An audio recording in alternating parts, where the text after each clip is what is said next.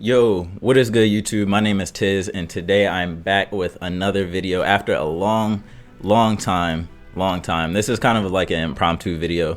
I didn't even plan to make this until like after the event happened. So this video is going to be about the PS5 showcase event that just happened today. I literally just finished watching it like probably 30 minutes ago or whatever, and it got me so hyped that I felt like I needed to turn my camera on. I was already at my computer watching. I felt like I needed to turn my camera on and tell y'all how I felt about the stuff that they showed. So they showed a bunch of trailers, and you can see I have, you know, the start of it up on screen. This is actually the live video. So I'm about to just kind of skim through here, let this play in the background. I'm gonna actually turn this volume down a little bit. Hopefully it doesn't capture it too loud, but I'm gonna let that play in the background, man, and I'm gonna just talk to y'all about what I thought about what they showed off. It was a bunch of gameplay trailers, honestly, and a lot of them got me hype. Some of them I didn't expect. So I mean, honestly, like, man, without further ado, I ain't even gonna take too long because I don't want this to be a super long video, but let's just go ahead and hop into it. So this right here is how the showcase started off, and immediately when I saw this face on the screen, it reminded me of Noctis from Final Fantasy 15. So I saw that and I was like, this is definitely Final Fantasy 16. Like it just so obviously looks like Final Fantasy 16, but it's got this kind of like, I guess you could say, more grounded, like medieval feel to it, whereas Final Fantasy 15 had like a more, they had cars and stuff, obviously, right? And like in this game, they're kind of riding on chocobo as if they were horses. So this kind of makes it seem like the theme is more medieval, whereas like with 15, it was kind of more, I don't even know if you would call it modern or futuristic, but it was more modern, definitely, than this one. And the clothes look more modern, and the clothes look more kind of medieval in this one. So I really like medieval. I love medieval as a setting. I love medieval times as a setting. So I'm just really looking forward to this. From the combat in the trailer, I'm gonna actually fast forward here a little bit so you can see it a little bit. From the combat here, I really can't tell if this is Final Fantasy 7 remake combat or if this is Final Fantasy 15 combat. I really don't know. Like that teleport right there looked just like Final Fantasy 15. So I'm leaning more towards that. I like both combat systems. I really don't know which one I like more between Final Fantasy 15 and 7 remake. 7 remake is still my favorite game of 2020 so far. As far as I can tell, I'm sure it would come to my head immediately, but no other game has surpassed that yet. This is the boss fight they showed with the Dragoon, which is really cool. It just looks awesome. Like I don't know what to tell you. If the combat is as responsive as it kind of looks here, because the combat in FF15 wasn't the most responsive, like it was kind of floaty feeling, kind of like Kingdom Hearts ish, even less. I think 15 was even less precise than Kingdom Hearts. But if this combat is like super precise and like you have to time your dodges really well, then I'm definitely all for it. And just look at it. Like they know how to make a trailer. And Square Enix, to be honest, is on my good side lately, because I've been playing a lot of Avengers lately, and I'm happy with the game so far. And they're doing things like listening to the community and stuff. And obviously this isn't like a live service game. This is a Final Fantasy game, but I feel like Square Enix as a publisher and as a developer, they are sensitive to the needs of the player. I feel like these are people that actually play video games. So I mean, super hyped for FF16. Trailer looks awesome. These are probably a bunch of summons. That looks like Bahamut, however you want to say it. I feel like I need a Final Fantasy poster on my wall somewhere. Like, I feel like that would be very, very fitting. Next thing they showed was Spider-Man Miles Morales. So this is the standalone follow-up. I believe this is standalone DLC. Correct me in the comments if I'm wrong. But this is the standalone kind of expansion, I guess you could call it, to Spider-Man PS4, which is an amazing game. And in that game, you play as Peter Parker. In this game, you play as Miles Morales. Obviously, Miles was like a surprise, actually, in the PS4 version. They didn't show him in any of the trailers or anything. He just kind of appeared in the game as you were playing through it. So like I did a review on this channel, and you can go check that out, about that Spider-Man game, or I guess it was more of an impressions. But I really love that game. I think it is the best superhero game to date so far. Like that includes Batman Arkham series, that includes the Avengers game that just came out, that includes the old Spider-Man games. You know what I'm saying? Whatever you want that to include, includes Prototype, Infamous. I think this Spider-Man PS4 game, or the game that this is based on, is the best superhero game that exists.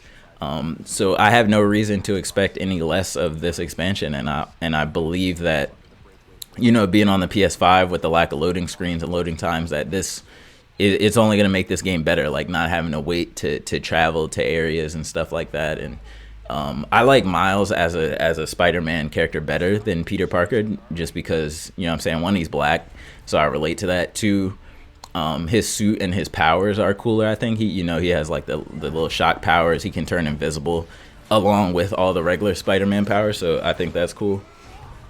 One thing that I don't like, and I'm getting tired of with superhero games, is how kind of like generic the villains look. Like, they always got to give us these super PG, like weird generic robot-y looking villains, because you're not allowed to show blood in these Disney owned kind of Marvel games. So I guess Sony still owns Spider-Man, but they're partners, so like they're not gonna make this game too violent or anything.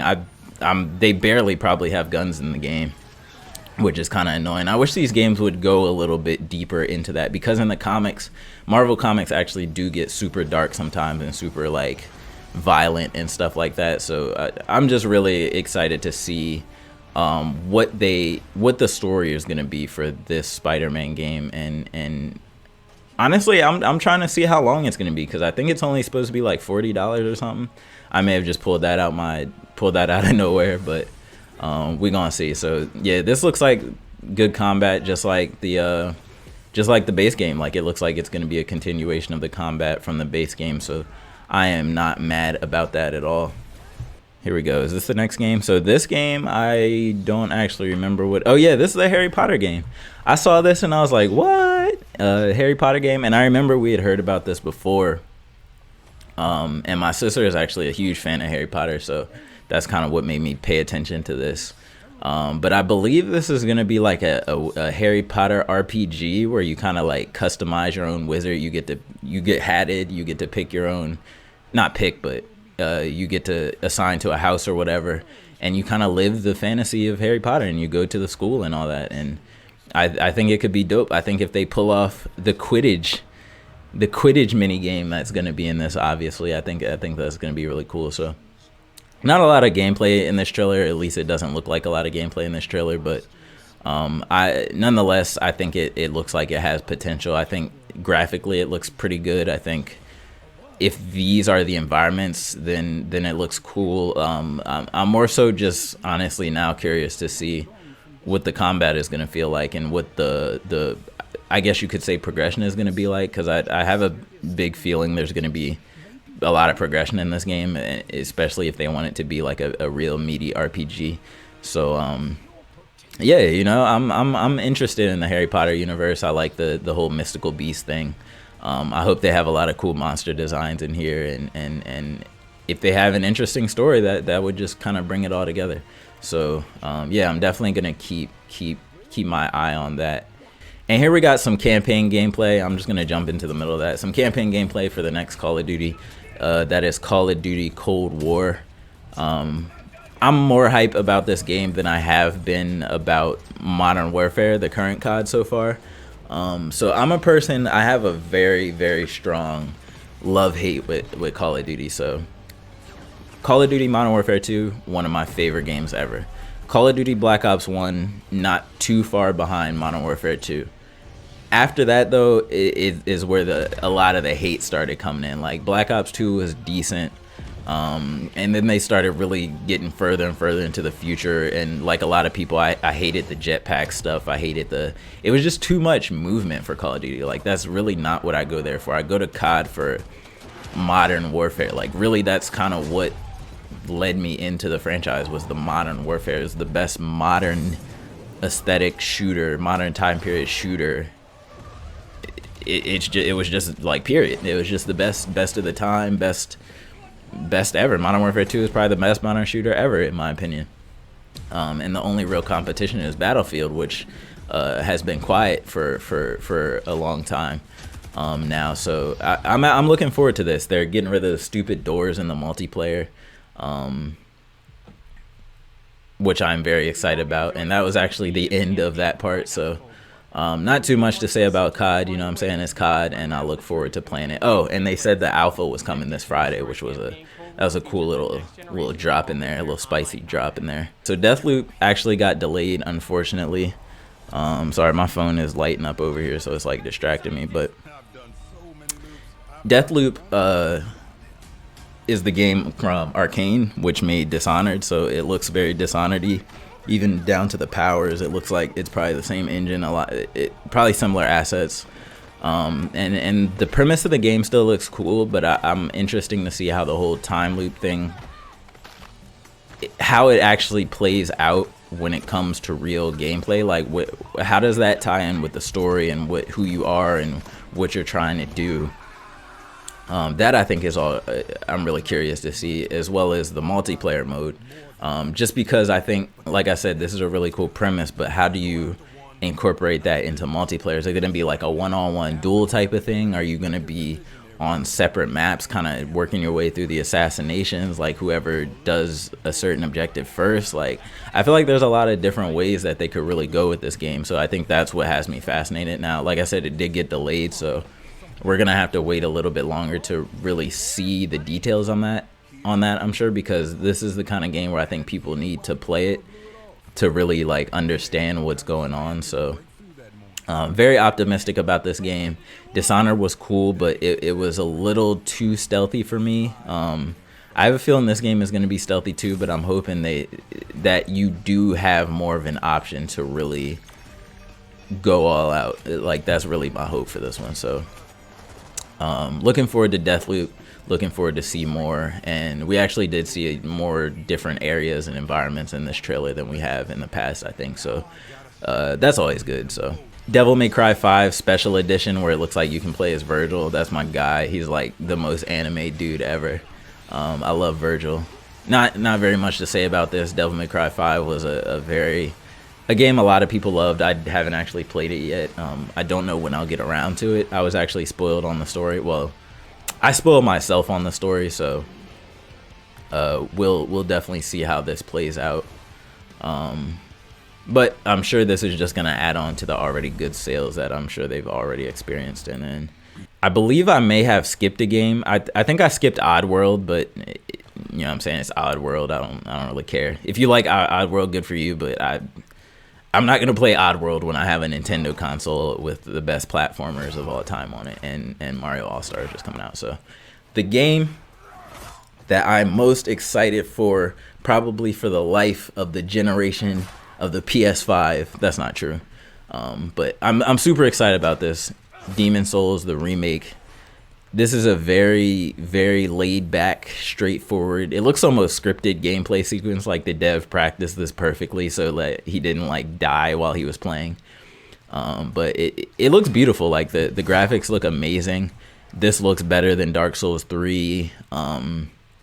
Honestly, it looks probably better than Bloodborne, and Bloodborne looks really good, I think. So I hope this game uses the PS5 hardware to the max, and I hope it super uses that SSD, because as we all know, if you played Bloodborne when it first came out, the loading times were literally like 2 minutes long, like not even exaggerating. So I hope the SSD helps this game a lot, and honestly, just having no loading times, because I think that is really important to the immersion of this type of game. And I've never played Demon Souls, so I'm really just looking forward to it. Like, even though I've seen so many YouTube videos and so many YouTubers play through this game, played through the PS3 and the PC version of this game, I haven't played it myself. And Souls, if you don't play it yourself, like that's kind of the experience with Souls, is that hands-on experience. So I really cannot exaggerate, or cannot emphasize, I should say, how hype I am for this game. I know it probably doesn't show in my tone. That's because I'm kind of a monotone person. My voice doesn't have a lot of inflection, if you will, but I promise you I'm copping this day one. I'm pre-ordering as soon as the pre-orders go up. and if it comes out on any other platforms, I'll probably buy it multiple times, just like I do with all the other Dark Souls games. And just to give you an idea of how big a fan I am, I have Dark Souls 1 on PC, PS4. I had it on Xbox 360, and I bought it on Switch. Dark Souls 3 I own on PS4 and PC. Dark Souls 2 I only bought that one. Same with Bloodborne. You can only buy that one. So just to let you know how big a fan I am, this right here, this giant tower knight, is the most iconic boss in the series to me. And so this, just watching this just gets me hype. I'm just gonna let this part run for a little bit. You know what I'm saying? I want y'all to bask in this. If y'all are real Dark Souls fans out there, I want y'all to get as hyped for this as I am. Oh my gosh, and I hope they do the PvP really well. That's the other thing. But this, I believe, is Resident Evil 8 Village, however they write that title. Capcom, and this game looks nuts. This looks like it's probably gonna be better than Resident Evil 7. I didn't play Resident Evil 7 personally, but I've seen a lot of videos. I know people that played it. I'm just not personally I won't say I'm not the biggest horror game person, but I'm just gonna be honest with you. I'm a punk. I have trouble getting through horror games on my own unless someone is there with me to help me brave my way through the experience. But nah, I super appreciate horror games. Just like I really see they have a place in you know, just gaming in general. Like I love it. I love that they're there. And this isn't. Is this still Resident Evil? Or am I tripping? Yeah, this is crazy. It's like mixing. Is this mixing two games together? I don't know. I don't know what that other thing was. I don't know what this is. I really don't know what that is, if that's still part of the game. But I love the snow aesthetic of it too. Like I love snow in real life and in games. And the creatures just look crazy. Like we saw the werewolf from the last trailer.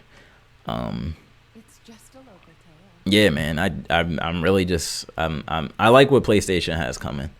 I really like what PlayStation has coming, and this is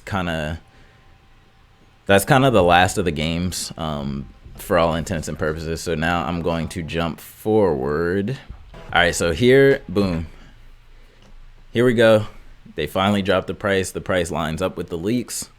So I'm happy about that. They absolutely could not go over $500 for the disc model, and I'm gonna personally be getting the digital edition because that $100 off is beautiful, and I don't buy disc games. I haven't bought a disc game in probably like 2, 3, 4 years anyway. Like I just prefer digital games. I don't really like having boxes around, and I know for a lot of people the boxes are like a collection thing, and like people really like holding that physical object. So you know what I'm saying, I'm happy for y'all get to buy the disc version, and then have the digital version for people like me. So let me know in the comments below, man, which version y'all plan on getting, or if y'all hate PlayStation, if y'all plan on getting an Xbox Series X or Series S, you can let me know that too. We could talk about it or whatever. Or if you just want to hold out for a Switch Pro, if that's ever gonna happen, then you know what I'm saying, you could let me know that down in the comments too.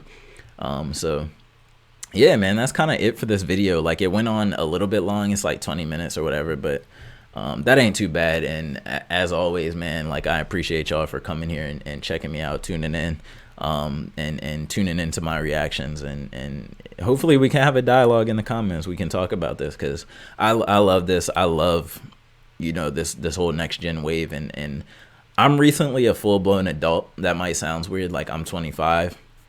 And I was recently fortunate enough to come into a position where I'm you know, I've been working a full-time job, like a real adult big boy job, for like 2 years or so.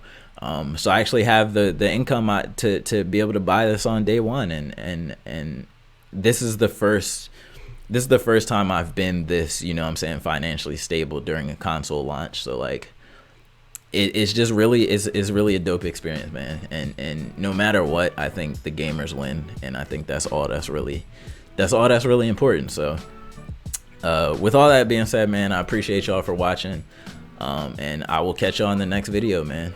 Peace out.